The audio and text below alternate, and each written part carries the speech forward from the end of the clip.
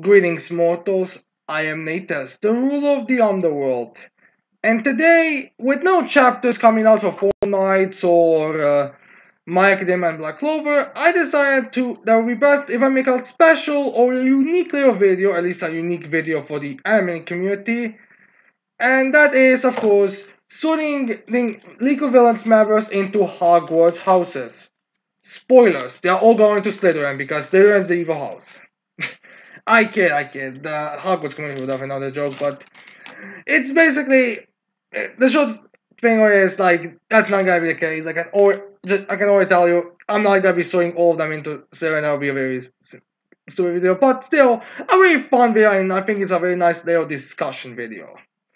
Now, first, to just get around through the rules, since I'm not certain exactly how much of an popularity does Harry Potter have amongst the anime community. I'm assuming they know it. I mean, Mashle was a literal parody of Harry Potter in multiple ways. So I'm assuming people at least in anime at least know of the most famous aspects of Harry Potter. But still, let's go over this. Let's first go over the houses, and then I'll give you some other rules. First house is Gryffindor, which possesses the personality traits of bravery, daring, nerve, and chivalry. The next one is Slytherin, which possesses the personality traits of ambition, leadership, self-preservation, cunning, and resourcefulness. The next one is Ravenclaw, that possesses intelligence, knowledge, curiosity, creativity, and wit. And the final one is Hufflepuff, that possesses the traits of hard work, dedication, patience, loyalty, and fair play. Now, while these traits are what characters often possess, we also have to consider a few other rules alongside that. Is that simply, it doesn't matter, sometimes characters will be placed also based off if they admire those traits, even though they themselves don't possess it. I don't think that's something that's very communicated at best in the story itself. It's definitely one of those most that you have to read between the lines type of deals. But basically, a character can be placed in, let's say, so Ravenclaw, even though that character does not possess any of their traits, but that they themselves value those traits. So some of the placements do have to be put there. It's just more difficult to do at that round since, again, like, how many since not every character, especially the villains, are gonna exactly be the most, open about what they value. It's kind of like you have to read the bit between the lines. But that seems more like a thing you discuss when it comes to like why a character was chosen for a specific house. But namely, when it comes to these, we'll use the characters possessing them as the reasons why they are being placed in the houses. So with that out of the way, let's go into the first one, which is Trumpet, who I picked to go into the Slytherin house. Now, the reason why I picked Trumpet to go into Slytherin house is, well, one, simply, he's one of the characters that's like the least known in terms of legal villains members. Like, granted, you could even debate that he shouldn't even be considered in this group since, the guy, that guy joined with the Paranormal Liberation Front, and he didn't even, like, remain afterwards, like Skeptic did after the group was entirely defeated. But I thought it would but I still count him because he was one of the lieutenants. But yeah, I think he works in Slytherin because one thing is his quirk is very beneficial. Would really be fitting into a house like Slytherin that benefits leadership, and he himself does have some leadership qualities as he's the leader of that political movement when it comes to quirks. So in that regard, I do think Trumpet does make sense for Slytherin house. Now, the other one's a bit more difficult to say exactly. Like, you could also say he has a lot of ambition because he's a part of that movement as well as, like, one of their hats, and you would not pick someone who did not have grand ambition of it. It's kind of like how Lucius had grand ambition about the Death Eaters, but and then, like, he kind of still, like, was, but, like, he was still kind of, like, after, well, so he still had great ambitions. That was why he was one of the highest ranking members of the Death Eaters. Even if he did quit as soon as his side was sent to lose and joined the other side. But yeah, that's why I put Trumpet as a in Slytherin. And you could also say he's very resourceful with how he uses tools and all people, but yeah, again, he's not like the one who can make the easiest one. I also think about Ravenclaw, but didn't have any like moments where I would say he really shown his intelligence. So Slytherin is. Now the next character we'll be talking about is Skeptic, and I decided to put him in Ravenclaw. The reason why I put him in Ravenclaw is, well, namely he's intelligent and capable hacker, and he constantly praises his skills, and not skills in hacking, all that.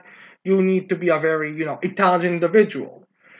Joel. And while you could say he's a Slytherin because of the same reasons as Trumpet, I think it's like one of those things where it's also he himself would want to go into Ravenclaw because unlike Trumpet, I think you can make a good solid case that he values the trait of intelligence and the knowledge more than any other house. So I would say that's the reason why. And again, he thought praises more his knowledge, his skills, while Trumpet does not really have it. He just possesses he just has a quirk and position where he can be argued to be a leader in leadership for the Slytherin. But Skeptic is actually, intelligence and all that stuff. And, again, he praises himself a lot. The next one is Getton, and I decided to put him in Hufflepuff. I mean, yeah, it's kind of a weird thing that the third character we're talking here is Hufflepuff, since Hufflepuff is like the only house that doesn't have in the official story of Bad Wizard, but I feel like Getton really works for Hufflepuff. Like, one, he's loyal to Dash Straw to a point that he would actively go up against Gigantomachia without questions, where the only thing is my being, I'm sorry that I failed you to let this type of beast go into this territory.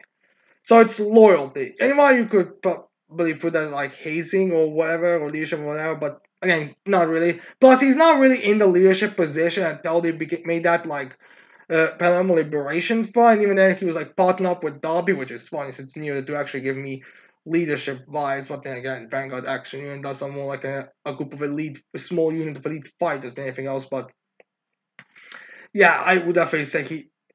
But yeah, that's I disputed Siren immediately. And Hogwarts, because while he didn't go to school, he did train all that time, and I would also say train all that time. And I would also say that he showed us the examples of patience because he waited for so long, which could honestly be said for every single member of the Paranormal Liberation Fund or Metahuman Liberation Fund, where they are all be very extremely patient. But I think Gaten shows it off a bit more. Plus, he has a little puffy cold for the winter times, and I think it makes sense for someone for how that's considered Hufflepuff. So yeah. Then the next one that we are discussing is Redastro, and he's once again gonna go into Slytherin. So Redastro, he was like one of the ones I was actually more debating on where to place him. I mean, I could make an argument that he should be in Hufflepuff because he was so loyal to the ideals that he took on all the responsibilities, and you could also say he's patient, and I guess you could also say he's hardworking. But I think Slytherin works better because to make the Redastro's ambitions come true shows more his ambition because that's how what he wants, and something that people do not generally like, and he made it his life's goal. He also demonstrated leadership because he was not only ahead of our company, but he was also the head of the whole organization before he realized Shiraki's banning him and he let him be in charge. But still, it shows his leadership. I would say he also shows his cunning by how he brown-nosed everyone and he got to that position in the first place. Yeah, there was definitely a push and time to get him up there, but he himself had to have done a lot of stuff on his own. And I think he demonstrated enough intelligence in the League of Villains arc that he should get the title of cunning. As then we also have resourceful because he uses all of the items. The military itself is Metal Liberation Front was wrong. I feel Liberation Army was wrong. So again, I would say he demonstrates that. The only thing that's not really shown is self-preservation. But even he, I would say he does show up because how every single member is more concerned about his safety than everyone else, which I don't think they would have that unless if there was at least some times where he would talk about it. I mean, yeah, he kind of gave it up at the end, but it's like still, it's kind of how you go in the end. So I would definitely say he's a Slytherin, even if he could probably be argued to be a Hufflepuff as well. Then the next one we have is Gigantomachia, and I once again had to put him. I had to put him into Hufflepuff. The main reason why is one, he was extremely patient on All for One when he was told to go into hiding and wait for, I guess, his successor and wait for his success to be a tool used later. I also say he shows loyalty, a lot of loyalty for obvious reasons. Although you could probably argue because of the most recent developments in the chapters, but okay, let's be honest to ourselves, it's not like every single Hufflepuff is like a super loyal individual. Isn't the only member of the Dumbledore's army that ran away during the Battle of Hogwarts a Hufflepuff? Like even one Dumbledore's army member who shouldn't even have been there because of his age came back and fight. That I think James was the Hufflepuff's name. But yeah. So with one so even that moment I don't think takes away. It's like one of those he has more his own free will type of deal. And while you could debate on the fair play aspect, he does have quirks that are more fair play based than, up against it. Like, he doesn't have, like, scheming, like, he doesn't have, like, poison abilities. He just has very high quirks that are really powerful on on a destructive basis and a physical basis. Like, he doesn't have poison, he doesn't have some kind of paralysis, he doesn't have electricity. I think his roar is like the closest thing to like a big like cheating kind of ability, but even that I think it was just like him, just because of his size and beast-like appearance that made him do all that. But yeah, I would definitely say Gigantomachia is more of a Hufflepuff than anything. Also, I think it makes sense, like dogs and loyalty, and I mean, dogs and badgers are not that different, are they? Really? I mean, they're both mammals. So yeah, that's Gigantomachia. Then we have Daruma Ujiko, and I again had this was also very obvious for Ravenclaw again. He's a scientist. Whoever dedicates their life to science and all that type of stuff should obviously be put in Ravenclaw. And unlike the other characters who I was considering, like Trumpet and that's also I didn't mention, but I did consider him maybe for Ravenclaw. But unlike those ones, he never really showing like specific leadership. The closest thing to leadership that he'd shown is, well, I guess his command over the Nomus, but that's not really leadership. It's more like you create a creature, so you're obviously gonna put a failsafe to so they'll be loyal to you. It's like saying York is a leader in One Piece because she commanded Seraphins. It's one of those like really weak reasons why someone should be enslaved for that. And the value could also say he's ambitious. Again, it's more his knowledge, and he more trusts his knowledge and values his research. And he's this kind of a bit of a pride that he was proven correct on it. So I think he values his intelligence more than anything else. And again, when it came to the actual times when it came to cunning and resourcefulness, he wasn't really that. It was kind of like, oh, use everything you know and every bits of your work that you can recover kind of thing. So again, logical Ravenclaw in my opinion. Then the next character we have is Mr. Compresca, and with him being a magician, I have to put him in Slytherin. While I don't, again, I think I was thinking if he should be put in Huffle, but if he should be put in Ravenclaw or Gryffindor because of his, like showing up in front of everyone. But I kind of think that's more of his like magician style and more of a ambitious kind of says more about his ambition than rather than his bravery or nerve. I mean, actually, not very well. He probably has a lot of Gryffindor tendencies, but I think Slytherin just makes more sense as him being a magician, him using his cunning, his resourcefulness to like escape, his grand feat of like escape. I would say says more about his ambition, resourcefulness, and cunning than any other trait. So his big moment is a Slytherin's house moment, and I have to put him there. And I would say again that makes, that in my opinion makes the most so it makes the most amount of sense for him. Then the next one we have is Spinner, and similar to Gigantomachia, I put him in Hufflepuff. He has the same loyal. He has represented loyalty. He represented patience. With he even when he started doubting it, he still remained, and only really like started to voice his opinion on the matter as soon as things were actually all right. What exactly are we going here? Because we're not really doing anything. It's kind of like when we just seem to be wasting away. He also, I would say, demonstrated hard work because he doesn't have like an easy way. He has to fight with everything he can find on his personal any way around him. So he doesn't exactly have like some easy quirk. So so even he has presented hard work. Fair play again. It's kind of, he doesn't have anything that would make him unfair. Even the quirks that he got from All for One were not exactly unfair quirks. It was just like power booster quirks, like size justification, making his skin harder. Again, no real feats of cheating and that type of stuff. So yeah, I would say he's definitely a Hufflepuff in terms of personality. And now we then have Twice, who, again, Hufflepuff. He's loyal to the League of Villains, and unlike Gigantomachia, who has like a moment betrayal, Twice never really had one.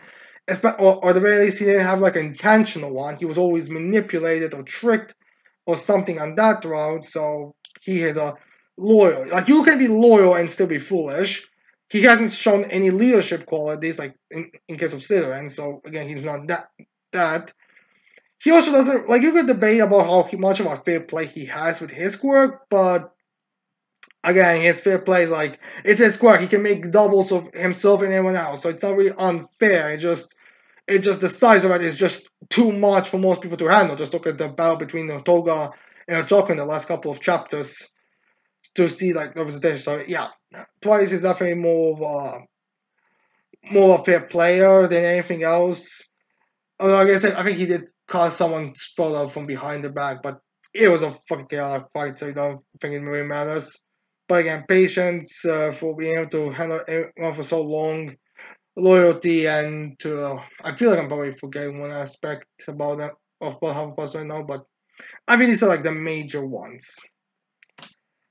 Then we have the next one where we have Kimiko Toga, who is again a Hufflepuff in my opinion.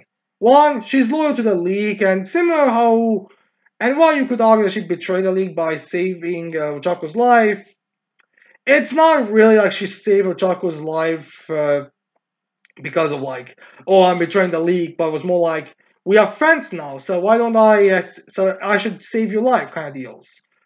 And then she's hard work, and that and all of her work that she does for the League is more to contribute to her hard work. And while you could say her living in a world where she can kill and eat everyone's blood is more of a demonstration of ambition, it's more like she's patient about it. She herself is not a leader. Shows she has to stay, she's more of a Hufflepuff. I also feel like she'll probably find Hufflepuffs to be the cutest ones, so she'll probably go there as well. And how even the colors kind of work together well.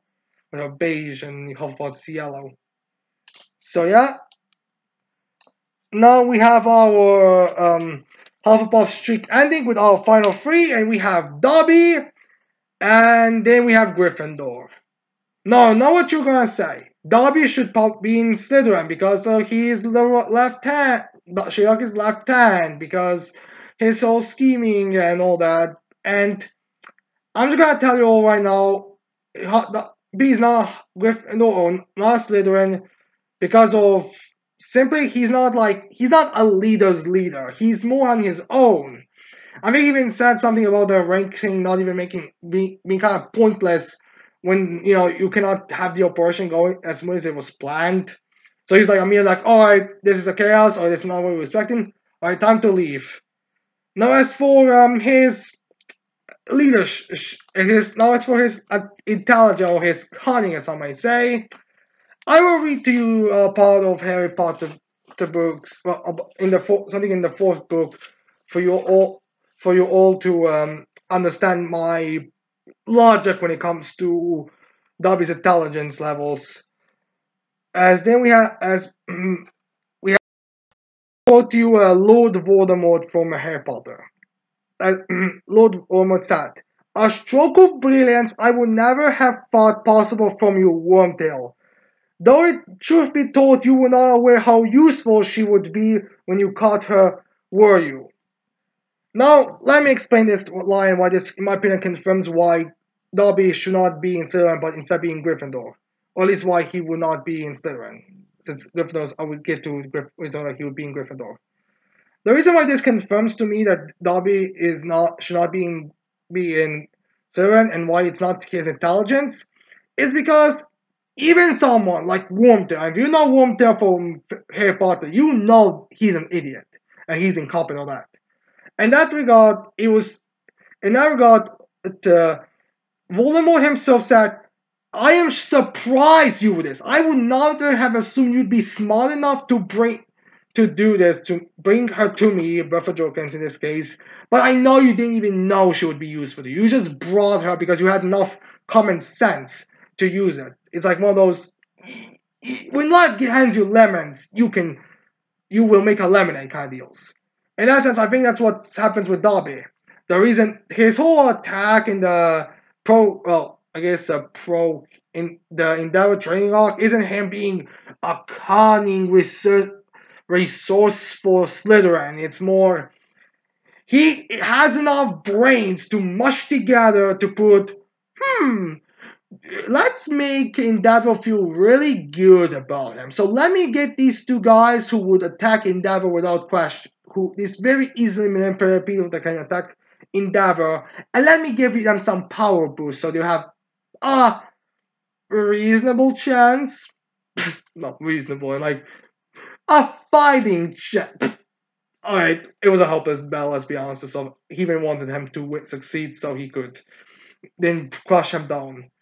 So again, it's not really cunning or resourceful. Even his grand reveal that he is Toya, again, it's more of a stroke of brilliance. He's smart enough not to reveal that he's Toya because, that's more. It would be more shocking if the whole Japan finds out at once, rather than it's just like random rumors that could be planned on. Like again, if he just went around telling people and that got leaked, they would be able to come up with cover stories. The Hero Association, no, the Hero Association, the Pro Hero Association, whatever that group is called, would have been able to come up with lies and ways to get over it.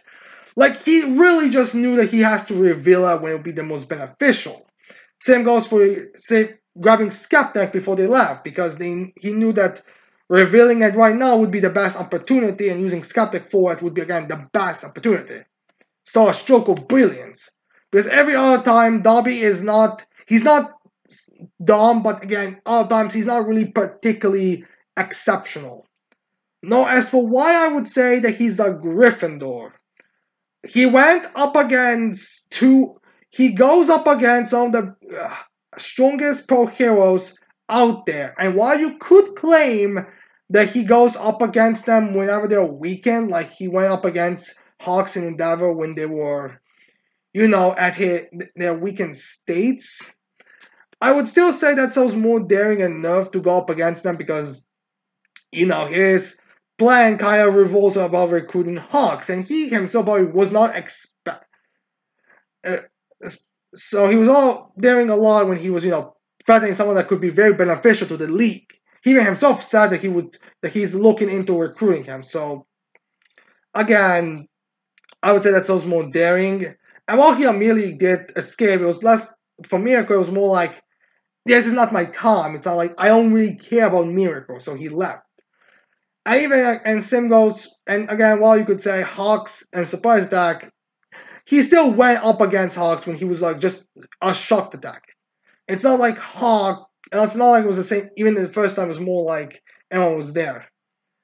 Now, and again, he was one of the closest league members to the Pro Hero, so he was like one of the most likely to go up against Aizawa and Bloodsport while he was sending those duplicates of him. Again, more of a stroke of brilliance not to risk going up against those two than anything else.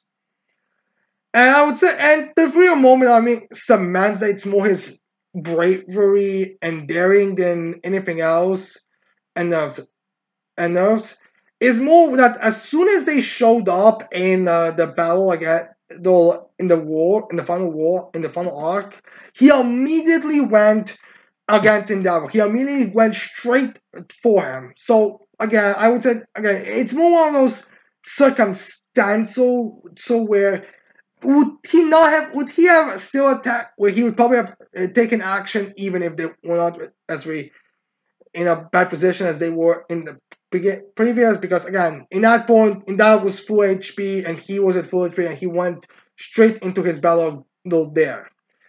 And again the guy fucking King went nuclear with his fire and was not scared or fear or anything. He just went there and still continued, just focus on his objective.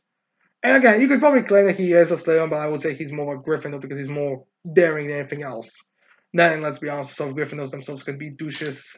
It doesn't mean that they have to be, like, heroic. Now, as for the final two, we have Tomoe Shigaraki, and I would say he's a Slytherin. Now, I would say this is a pretty simple one. Shigaraki, he has shown his leadership. While he was incompetent at first, he eventually grew up to be a leader. You know, in the final arc, he doesn't really show any leadership, but in the My Hero Academia arc, he's shown his leadership. He also shown his cunning and resourcefulness when it came to it, first seeing all of his resources and then calculating a plan. That My Hero Academia arc is really what I would say proves why Shigaraki belongs in Slytherin. And also his ambition on, killing All Might and his ambition to like turn the world to remove the heroes from the world. Again, I would say that shows him. Self-preservation is a bit more harder to place, but I would definitely say he does have some. It's like he will not underestimate, so he wants to make himself the strongest out there. And now for the final character, we have All For One. And I picked that he is a Slytherin. Now, the funny thing about when I was picking a house for All For One is that when I was thinking about it and going through it, I think he possesses all the traits that Ravenclaws and Slytherins possess. Like, when it comes down to it, he would probably be a headstall, honestly, when it comes to which ones he possesses the most of. Because he's shown his cunning, he's shown his intelligence, he's shown his creativity, with how they describe his quirk matching, he's shown off his wit. Like, he pretty much shows off all of them when you really think about it. But the reason why I chose Slytherin is not one of those times when he comes to his own personality, his own opinion. And All For One, if he was in Harry Potter, would choose Slytherin because it's the house that's referred to evil. Well, to the evil house. Like, let's be honest, that is like one of the biggest things on Slytherin, one of the biggest problems in with J.K. Rowling is the fact that she made the Slytherin house like a really evil house, like even ridiculous, cartoonishly evil to a point. And at that point, I think that's the reason why All For One would go for it. Since again, his grand goal is becoming the Demon King. If you want to be the Demon King, you're obviously gonna pick a house that is known for its evil wizards, like known for producing dark wizards. I mean, I can already see like how All For One's mindset would work. Going to Slytherin with a chance of finding out about the Imperius Curse, learning the Imperius Curse, to have every single Slytherin be put under the Imperius Curse, then manipulate some prideful Gryffindor, some desiring fame Hufflepuff, some overly eager Ravenclaws to give you the house, the answers to the houses. I mean, I feel like he'll probably be able to enter Ravenclaw without needing it. He'll probably be able to answer the riddles, if we're being totally honest. And he would turn all the students into, put every single student under the Imperius Curse. And he'll probably be having all attack teachers one by one, and then putting Imperius Curse on them. I would totally see that happening. Like, let's not pretend he would not do that. Sorry about that. So, yeah. I feel like he would go so with even including the traits as well as his own desires and personality. He's, in my opinion, a Slytherin. So yeah. Now I hope you like this little sorting video, and I hope I explain my stances and positions really well enough for you. And if you have any disagreements with some of these, I would love to hear your arguments in the comments below.